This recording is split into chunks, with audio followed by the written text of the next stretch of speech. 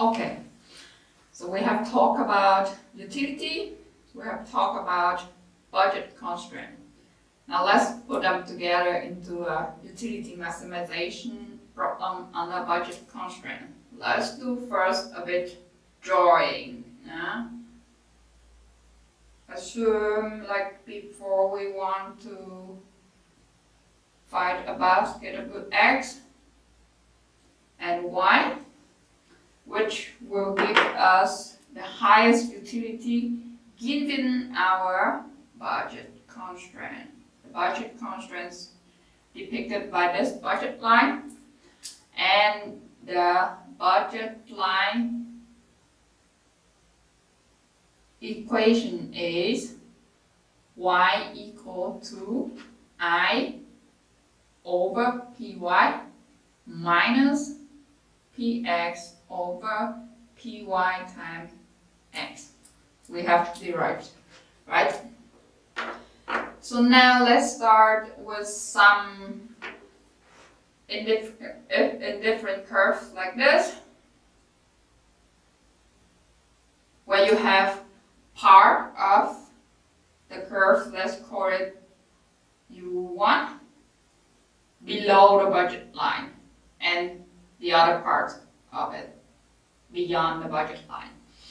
So now that what does that mean then for our maximization search? Let's do it a bit bold.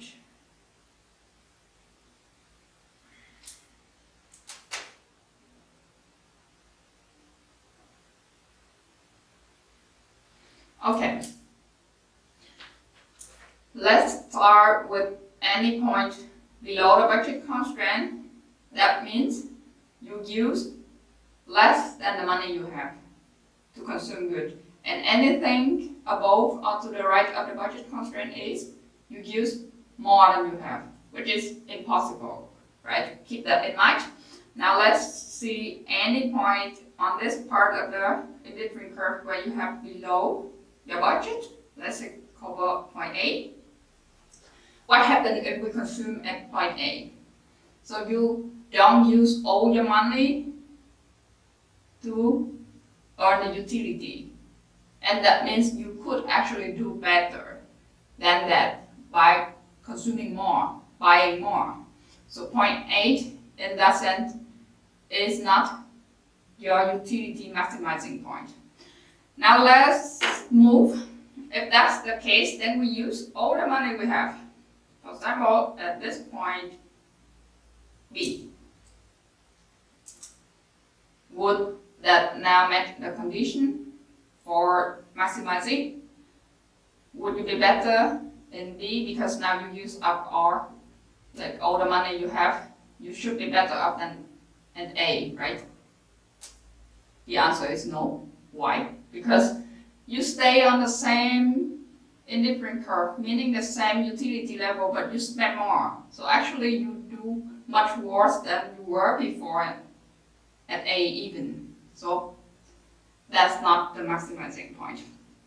Then how about moving further away from the budget line to this or this direction? Simply not possible. You don't have the money for that. You can't afford that. Similarly, something like this. That's called U3, like in the textbook, where you have an indifferent curve with every point of it on the right-hand side of the budget line, meaning you can't afford to that utility level. Don't have to consider it. So now, how about having a indifferent curve which only intersect only tangent the budget line, call it U2 at one point.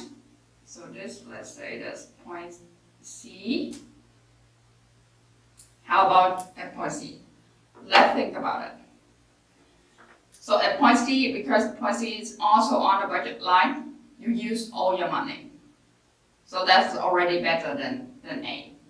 and you are on a higher level of utility than at B. So you're already better than B. Two things. The third thing to consider now, if you move everywhere else along the budget lines, you get to a lower utility level than at C. Why? Because every other point on the budget line is on the left hand side or below the indifferent curves, right? Anything to the left of the indifferent curves was up. We said about it. On the other hand, if you move along U2 and away from C, you get to some point on the right of the budget line, meaning you can't afford.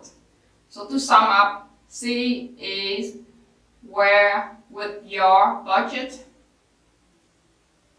constraint you can get to the highest utility level here, which is U2. That is the maximizing point. And so the general case is the indifferent curve tangent the budget line, and that is what's set by the first order condition. We could write it here.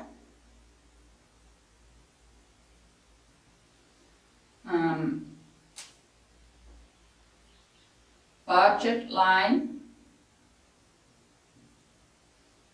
tangent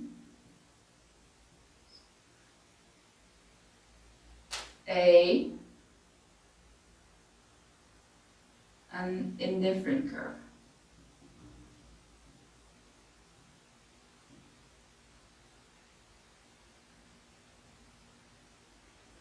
So, and mathematically, that means the slope of the budget line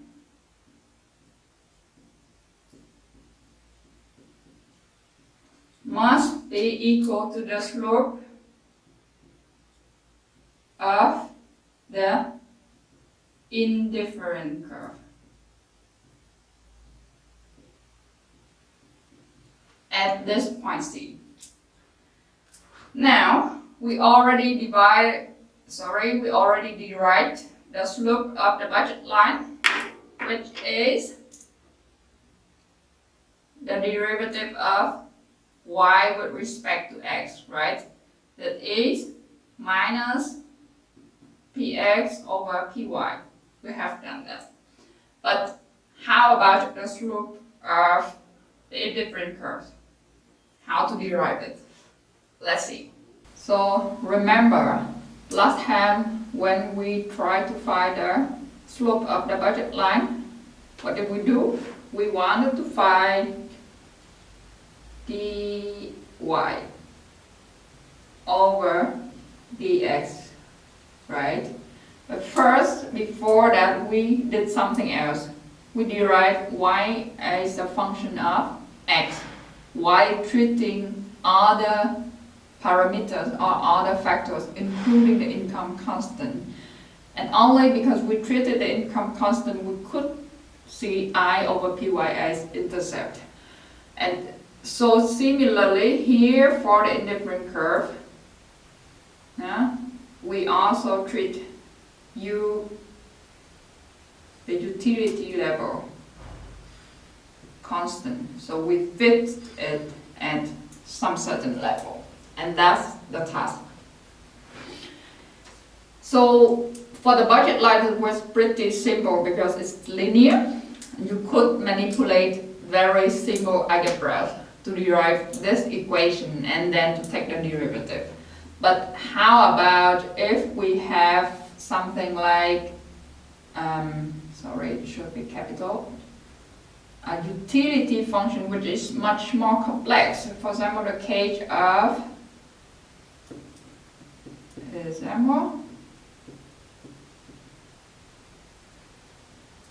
cup droplets, which we will see a lot more. Utility function, which is in the form Ux y equals x to the power a and y to the power of 1 minus a. So the exponents always sum up to 1. So this is not trivial anymore to derive a function y of x while keeping u constant and then taking the derivative. It will take a while. You could do that. However, we have something else that could help us. It's called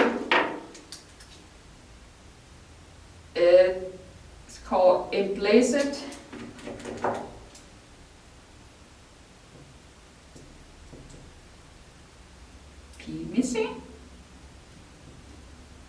function theorem. So what the implicit function theorem say is you could treat or you could fix the value of a function here, u, constant at one point, and then estimate the relationship, the trade-off relationship between the variables of it. Here, y and x. So to do that, let's write du, the change in utility can be decomposed into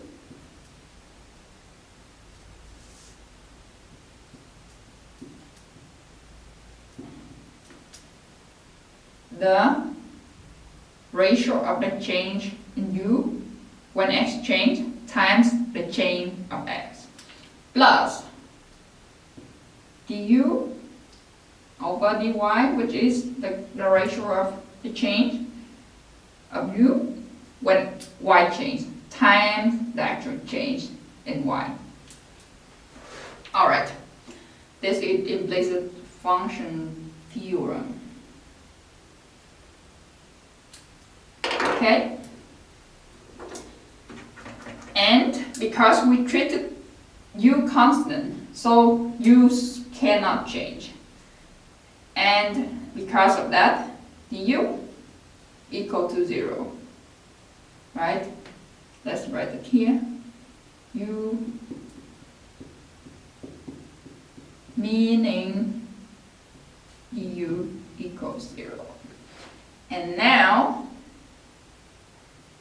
we replace 0 over here. We would have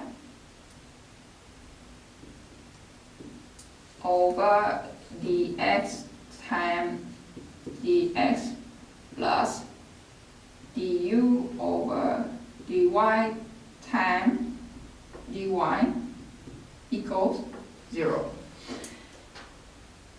Now we can do some algebras. So we put du over dx times dx to the right hand side. We wanted to find this. So that's what we're trying to do here. So we have du over dy times dy equals minus du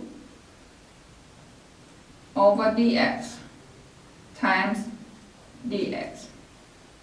Right? And then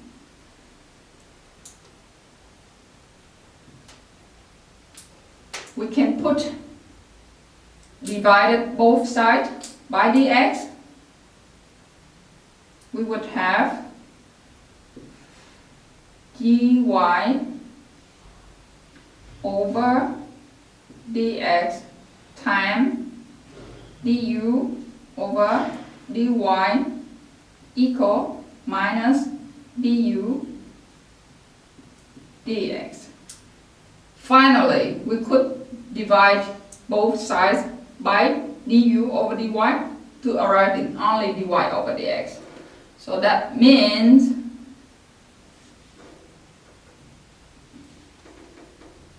dy over dx equals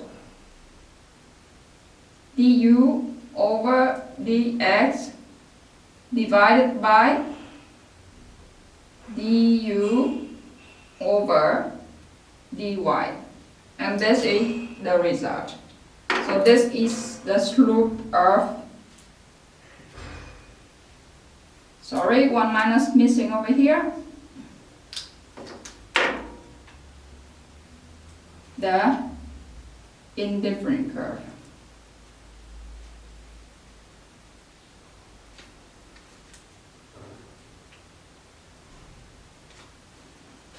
Alright. Now we have derived the slope of the indifferent curve, which is minus du over dx over minus du over dy. However, what's the interpretation of this? It has an economic interpretation actually. So here let's say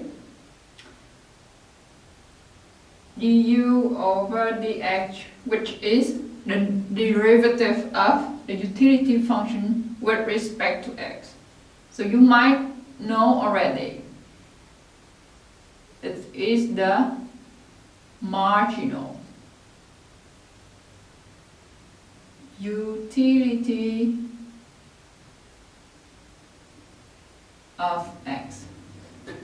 And then we have here in the denominator du over dy, which is the marginal utility of y.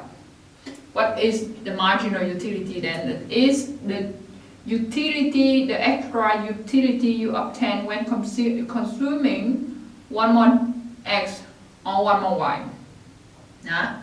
And now if you take the ratio of these two, again it has a meaning. It would be called the marginal rate, let's put it, of substitution of x for y. So we could write it again this way: mu x over mu y equals marginal rate of substitution x for y equal minus dy over dx, right? Because here you have still the minus, here you don't have, so you multiplied it by minus 1, and the other side you also have to multiply it by minus 1. So the idea here about the marginal rate of substitution is to tell you how much how much y you willing to trade or to give up to get an extra unit of x. So how y change when x change. And the minus here, it says that it's a trade-off. So it implies a trade-off between the two. You can't have more of both. One more, the other must be less. So that is the marginal rate of substitution of x for y, like we have seen until now, is the negative of the slope of the indifferent curve. Okay? Keep that in mind. Now let's do an example about deriving the slope on the marginal rate of substitution of the Cobb-Douglas utility function, which we have talked about it before. U of x y equals x to the power of a times y to the power of 1 minus a, exponent sum up to 1. So now, using implicit function theorems, we can find the slope. We could find the marginal rate of substitution. First, let's derive the marginal utility of, sorry, m should be here, x, which is the derivative of u with respect to x, which is, now treat y constant, focus on x, so x to the power of a, the derivative is, exponent goes first, times x to the power of a minus 1, then constant times a constant, so rewrite it again, nothing changed here. Similarly, we have the marginal utility of y, sorry,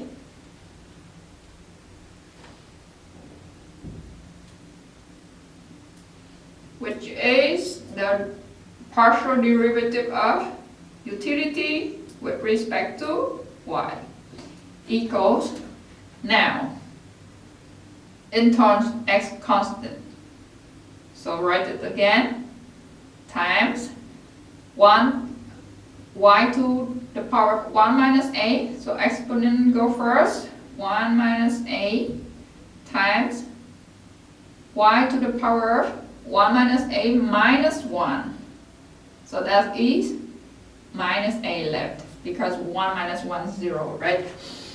So we would have the marginal rate of substitution. Let's talk about the slope first. Yeah?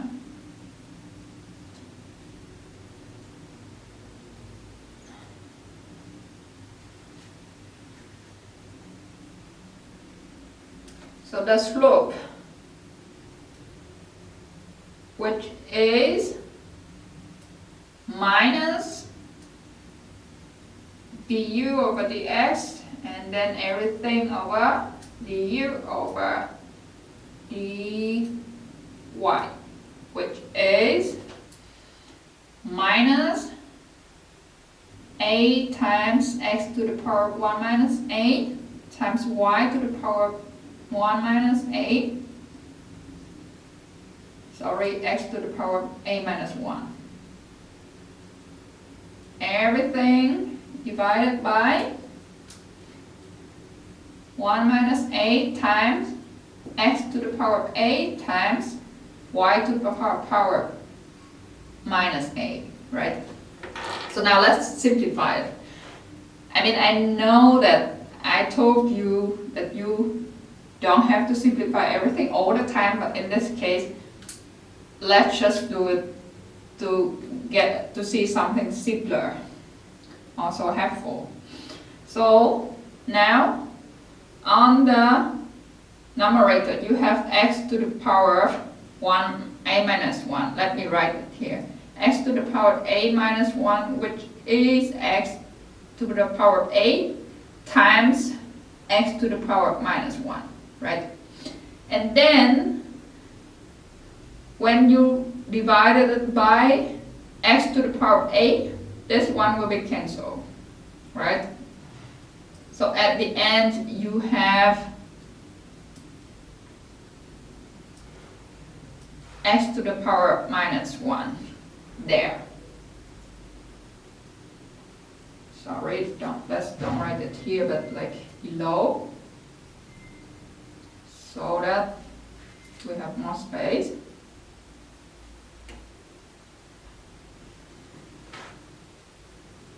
Which is minus a over 1 minus a, nothing to simplify over there, times x to the power of minus 1 times y to the power of similar fashion. So here minus a simplified, so you have power of 1.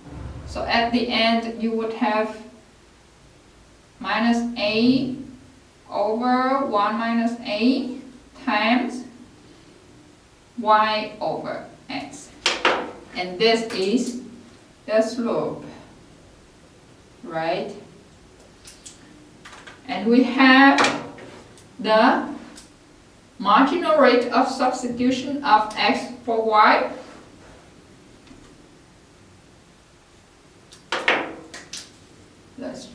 different color. So marginal rate of substitution x for y equals the negative of the slope.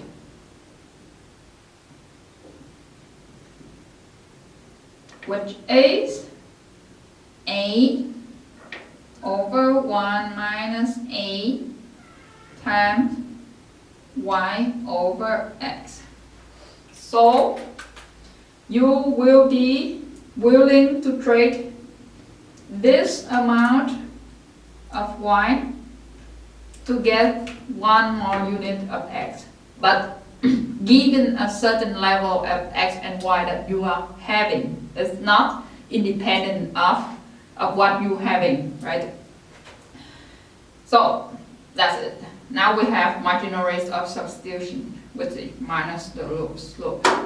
But let's remember something we said before of the first order condition, which we said that the slope of the budget constraint must equal the slope of the indifferent curve. So that means you have, remember the slope of the budget line, minus p x over py must equal the